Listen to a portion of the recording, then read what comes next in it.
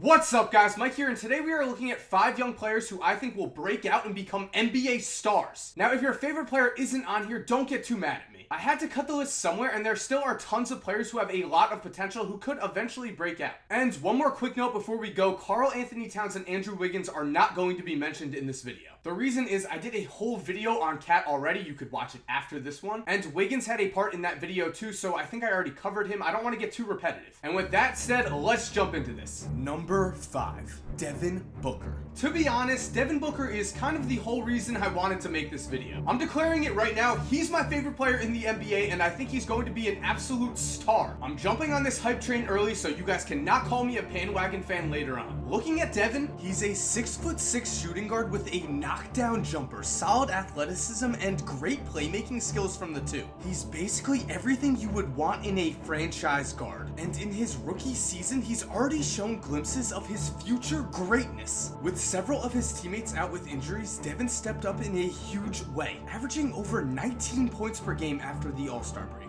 He finished the season with 6 30-point games. He's the 4th youngest player to reach 1,000 career points, and he's the only teenager, along with LeBron James, to have back-to-back 30-point games in a season. With Bledsoe and Knight back in the lineup next year, there might not be enough shots for Devin to put up all-star numbers. But eventually, I think the Suns will run their offense through him, and when that happens, he'll begin to rack up awards. So just looking at stats, it's clear that Devin has the potential to be great. But the thing that impresses me most about Devin is how other stars talk about him. Klay Thompson has said, "He's only 19, that's unbelievable. He's gonna be one of the best 2 guards in this league one day." I'm a big fan of Devin, and he has a really high ceiling. And after Devin dropped 34 points on the Heat, Wade called Booker one of the future top 2 guards in the league. He's continued to praise Devin, even posting an Instagram picture in which he called Devin his favorite rook around the league. And Kobe Bryant compared his first meeting with Devin to the first time he played against Michael Jordan, which in itself is amazing, but he also gave Devin a gift, a pair of shoes with the message, "Be legendary." But perhaps the most impressive words come from Devin himself. Already at the age of 19, Booker feels that he belongs among the top 10 shooting guards in the league and says that one day, "I'll be named with the best of them." And in what appears to be great news for Phoenix fans, Booker has also said, "I want to be one of those guys that gets drafted by one team and stays there the whole time." That is the exact attitude I want from a potential franchise star. I want a guy who's confident that one day he'll be the best. And I want a guy who wants to stay in one city for his entire career. That's just awesome. Devin has talked a lot about Steve Nash, saying that when he's in Phoenix, everyone's wearing Steve Nash jerseys, because that's the kind of legacy that Steve Nash left behind. And years after his retirement, he wants people to be wearing Devin Booker jerseys, and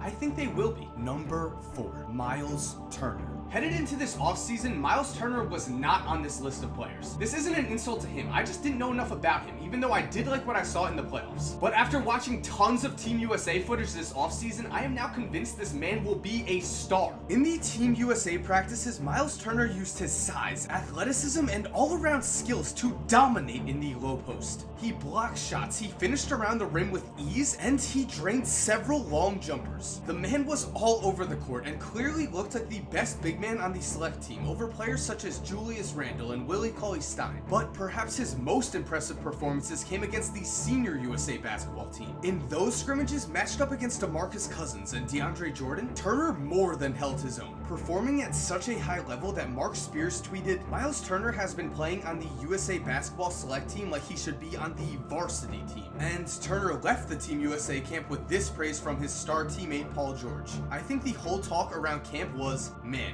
you got a good one." And that's coming from all the guys on the Olympic team. Everybody was just raving about how good Myles is and how we're lucky to have him. Add Myles Turner's impressive Team USA performance to his underrated rookie season, where he averaged 10 points, 5 rebounds, and 1.5 blocks in just 23 minutes a game. And I think the potential is really there for Turner to become a real force in this league. I brought this point up in my Cat video, and it's relevant here too. Myles Turner looks like a prototype for the next generation of NBA center. He's athletic, he can score around the rim, he can defend multiple positions, and he has a jump shot. All in all, I think this guy has what it takes to be great. Number 3, DAngelo DAngelo Russell. I already know what the comments will be for this one. DAngelo is a snitch, he's shady, he's whatever. He made a mistake, and while it was a very weird mistake, 19-year-olds do make mistakes. Then they learn from them and grow. That's how this whole growing up thing works. So let's just forget about that incident for this video and talk about his actual play on the court. Despite media scrutiny, despite an incompetent head coach,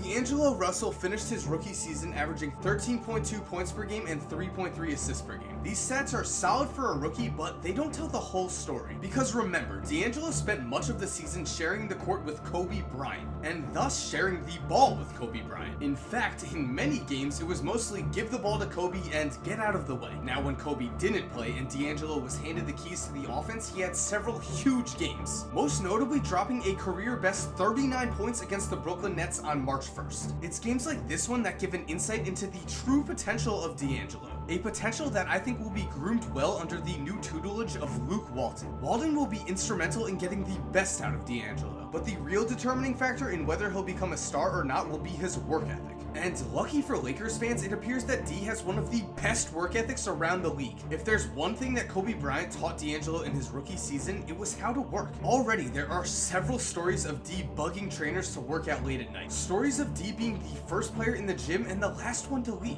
That is what you want from a young potential franchise player. And I think all the changes that the Lakers made in the offseason will give DAngelo a fresh start. I think with a new coach and with the ball in his hands now, he's going to turn a lot of heads this season. Number 2. Nikola Jokic. Since the Carmelo Anthony trade, the Denver Nuggets have seemed to have the same team every single season. They're full of assets, they're full of potentially good players, but they're also full of disappointment and subpar records. The problem is they haven't had a consistent all-star, someone they can run their offense through, until now. In a column titled The 2016 Marc Gasol All-Stars, Zach Lowe picked a team of his favorite players to watch that don't get the media hype that they deserve. His starting center for this team was none other than Nikola Jokic, with Lowe writing, "Do you like centers who run the fast break, shoot threes, and thread sick no-look passes all over the floor? You do? Then meet Nikola Jokic, the best rookie no one outside NBA Twitter knows about." Zach goes on to detail the impressive resume that Jokic has already written for himself. For instance, he finished the 2016 season shooting 52% from the field and 36% from 3, averaging 10 points and 7 rebounds in just 22 minutes a game. His 21.5 PER was particularly impressive, as that's an all-star level of efficiency. And Jokic has already proven to be the rare big man that a team can run their offense through.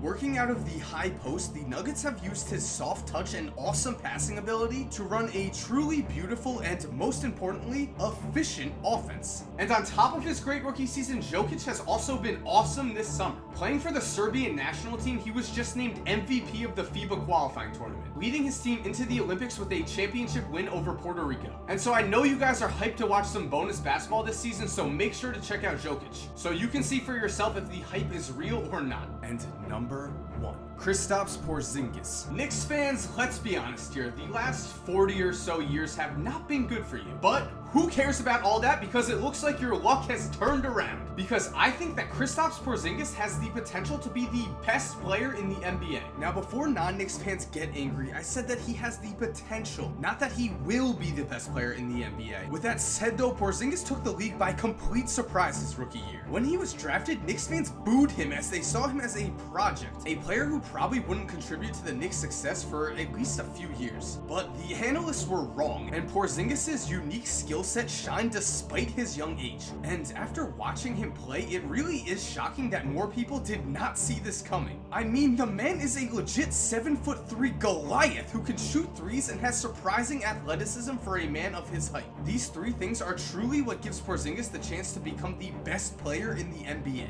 because the potential is there for Kristaps to break NBA game plans in the near future. Seriously, how do you game plan for a man who is the tallest player on the court by a few inches, spreads the floor out to the three-point line from the center spot, and uses a combination of his length and surprisingly quick feet to stay in front of guards when he switches on the pick and roll? To be honest, on paper, it looks like you can't game plan for that, because it sounds like Porzingis is a creative player from NBA 2K16. But lucky for Knicks fans, he's very, very real, and he loves playing in New York. It seems like he thrives under the pressure of the New York media, and the increased attention of playing in such a huge market doesn't bother him. These traits are impressive for any player, let alone a 20-year-old. And as you guys know, I love Derrick Rose, I love Joakim Noah, so I will be cheering on the Knicks this season. I think they made some great moves that will get Porzingis some big game experience and hopefully some playoff experience, which is underrated when it comes to a player's growth. And thank you guys for watching. I hope you enjoyed this video. I'm really excited to see how these young players play in their second season. What was really interesting for me making this video is that there are 3 big men on this list. So I guess big men are not dead in the NBA despite what everyone's been saying. And also the 2015 draft class was very represented here. And I left off a lot of other big names that could be potentially great players. So really, I think that draft class has a chance to be one of the best in NBA history. We won't know if that's true for at least a few years, but the potential is definitely there. And as always, to my loyal subscribers, thank you guys so much for supporting me. Thank you for everything. If you haven't subscribed already, I make basketball videos like this. I look at basketball history. I do what ifs. I look at conspiracies. Basically, this is a basketball channel, and if you love basketball, I think you'd love to subscribe, and I'd love to have you. And as always, my dudes, have an awesome day, and cue the music.